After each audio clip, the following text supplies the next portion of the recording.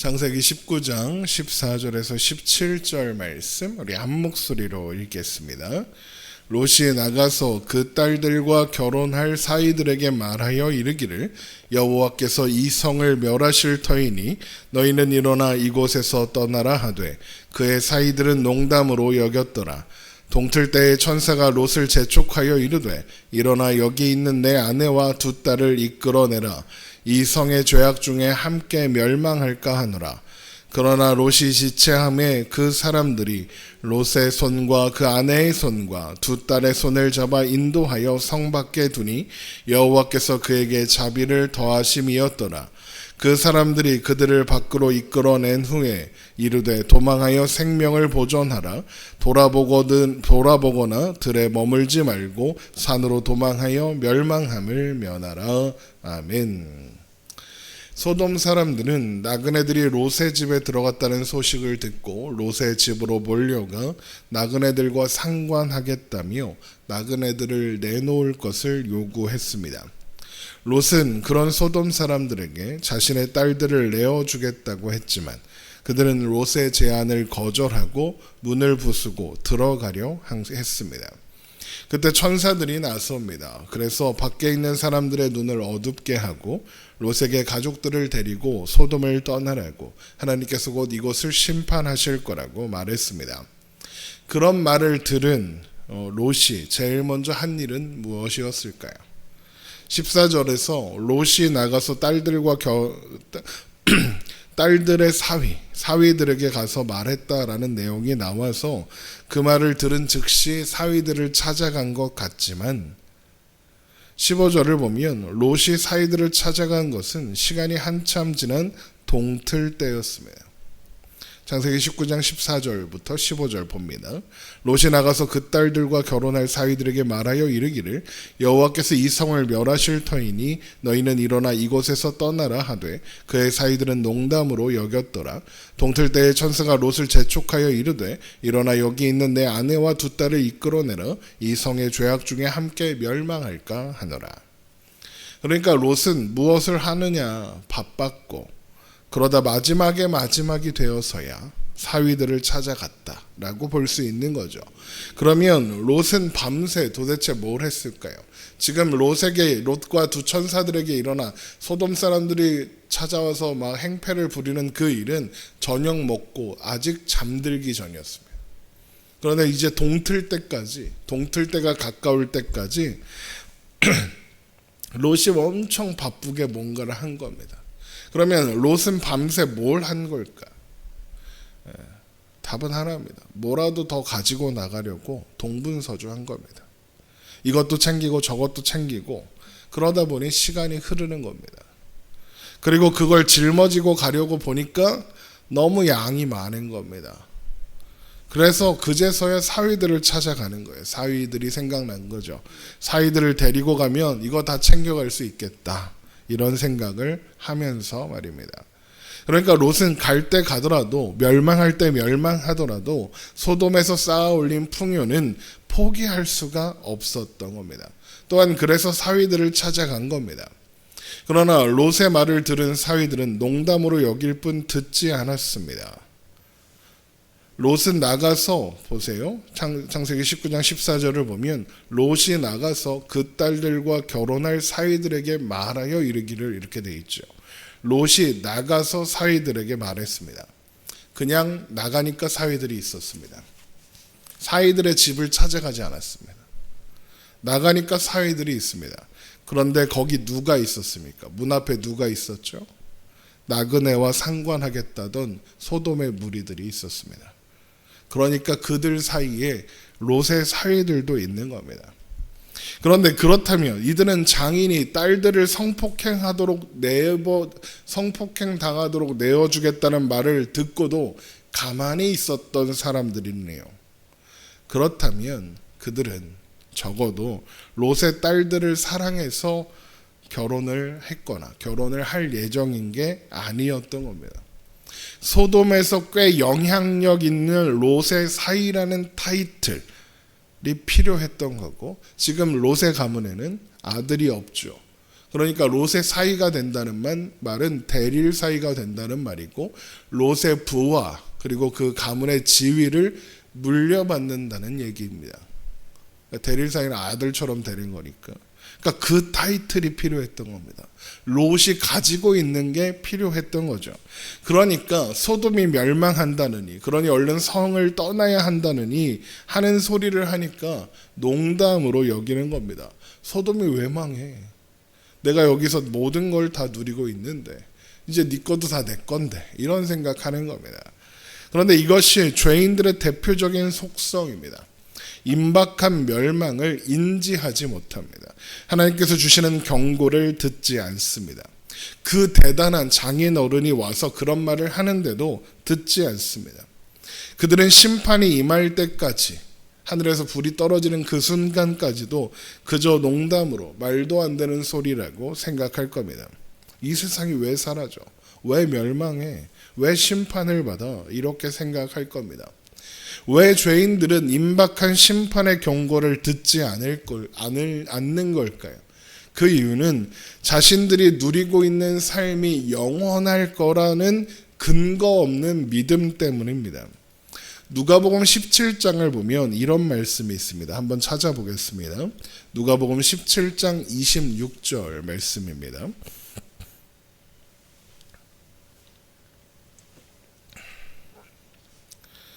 누가복음 17장 26절. 누가복음 17장 26절입니다. 노아의 때에 된 것 같이 인자의 때도 그러하리라. 노아가 방주에 들어가던 날까지 사람들이 먹고 마시고 장가들고 시집가더니 홍수가 나서 그들을 다 멸망시켰으며, 또 롯의 때와 같으리니 사람들이 먹고 마시고 사고 팔고 심고 집을 짓더니 롯이 소돔에서 나가던 날에 하늘로부터 불과 유황이 비오듯 하여 그들을 멸망시켰느니라. 인자가 나타나는 날에도 이러하리라. 노아의 때, 롯의 때 심판이 코앞에 이르렀는데도 사람들이 뭘 했답니까?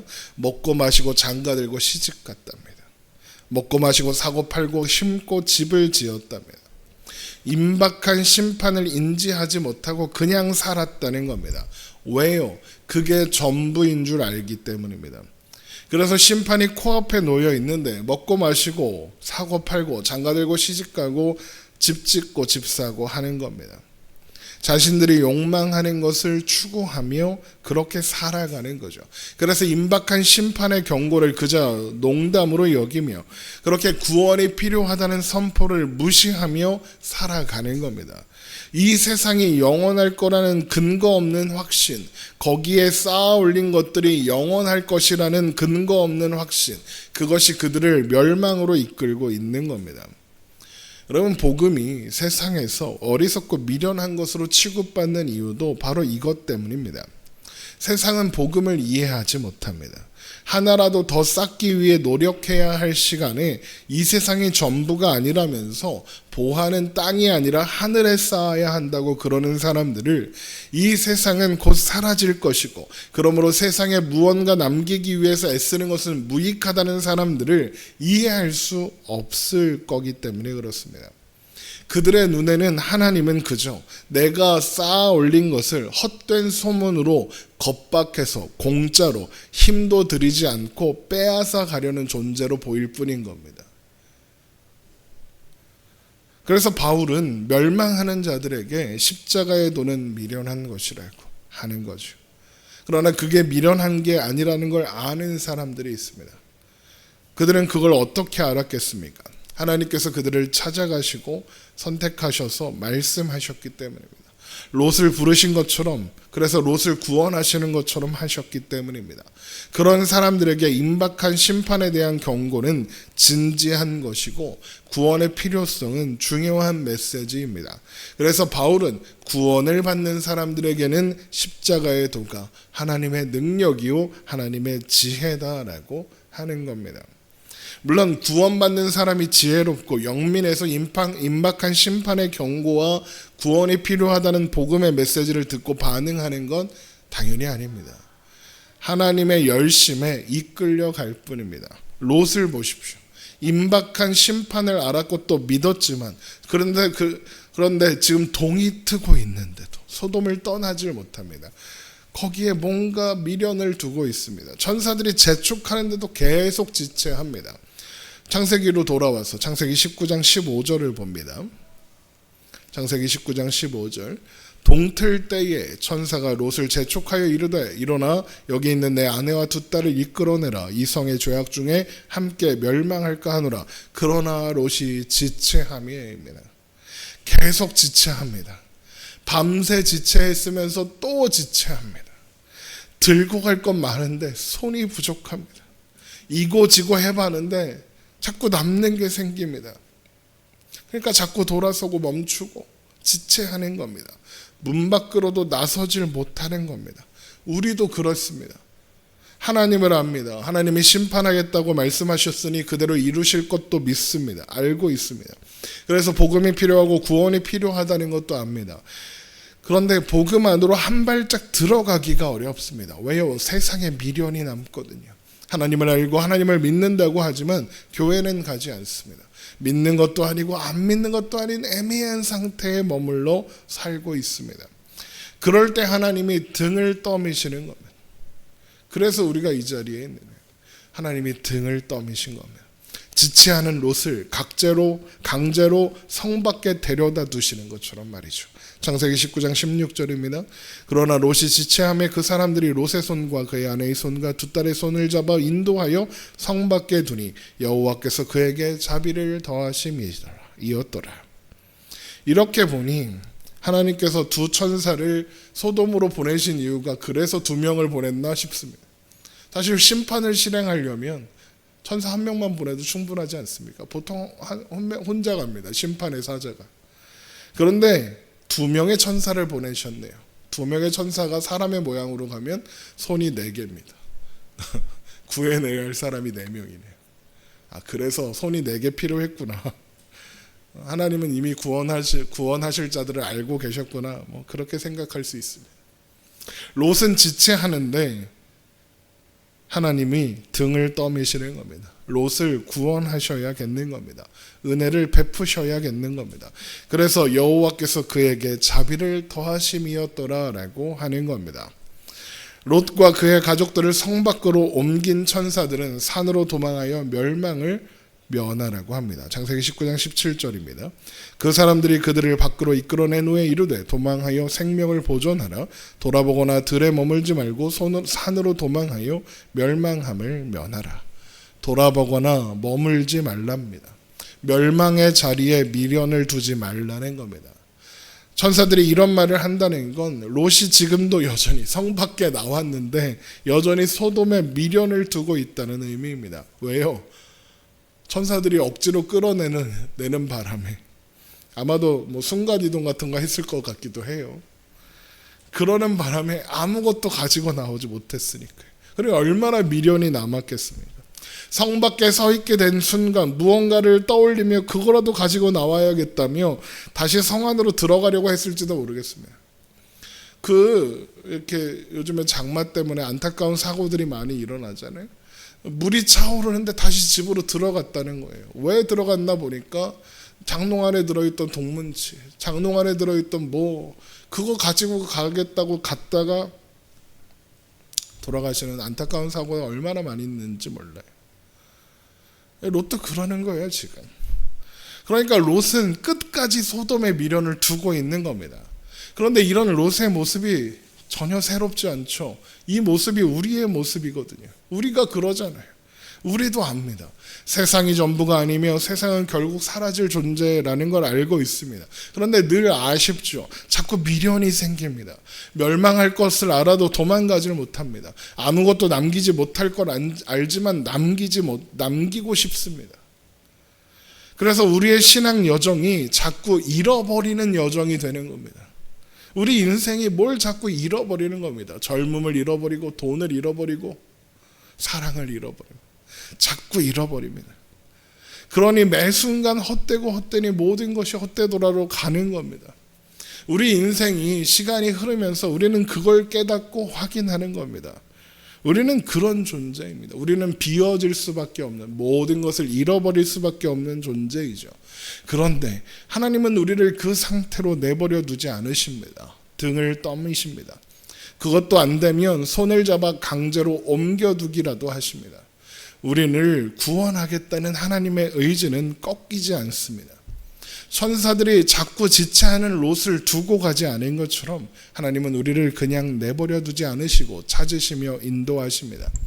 우리의 실력은 미천하고 미련하지만 하나님의 열심은 멈추지 않으십니다. 여러분, 이 사실을 기억하며 우리의 실력 없음에 좌절하고 절망하게 될더라도 우리를 향한 사랑과 열심을 멈추지 않으시는 하나님을 생각하고 바라보십시오. 필요하다면 순간이동이라도 시켜서 구원하실 하나님입니다. 또한 그 하나님께서 세상에 미련을 두지 말라고 하십니다. 세상은 우리를 구원할 수 없다고 하십니다. 롯의 미련함에서 우리의 미련함을 확인하고 롯처럼 하지 않기로 결단도 해보고 롯처럼 미련하지 않기로 다짐도 해봅시다. 물론 쉽지 않겠습니다. 하지만 우리를 향한 멈추지 않는 하나님의 사랑을 생각하며 하나님을 의지하여 하나님의 산으로 하나님의 품으로 피하고 그 안에서 안식을 발견하고 그 안에서 안식을 누릴 수 있는 우리가 되기를 주님의 이름으로 축원합니다. 기도하겠습니다.